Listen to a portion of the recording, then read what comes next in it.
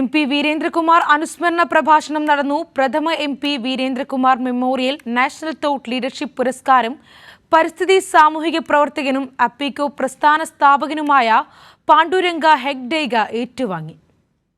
ആവിഷ്കാര സ്വാതന്ത്ര്യം സംരക്ഷിക്കുക എന്നത് വലിയൊരു ധർമ്മമാണ്. അനീതിക്കെതിരെ നിരന്തരം ശബ്ദമുയർത്തിക്കൊണ്ട് മാത്രമേ ആവിഷ്കാര സ്വാതന്ത്ര്യം നിലനിർത്താൻ കഴിയുകയുള്ളൂ.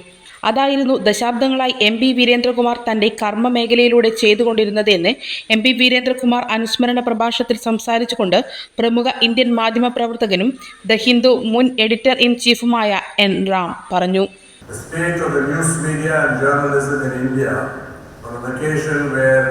We are remembering my friend Viren because that was his most enduring legacy. His belief in freedom of speech and expression, his belief in independent journalism, belief in a progressive outlook, a socialist outlook, journalism rooted in social justice while being free and independent, also exercising social responsibility in a forward-looking way.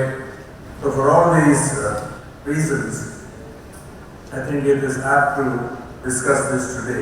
വീരേന്ദ്രകുമാറിന്റെ പേരിൽ ഏർപ്പെടുത്തിയ national thought leadership award പരിസ്ഥിതി സാമൂഹ്യ പ്രവർത്തകനും അപ്പിക്കോ പ്രസ്ഥാന സ്ഥാപകനുമായ പാണ്ഡുരംഗ ഹെഗ്ഡെയ്ക ഏറ്റുവാങ്ങി.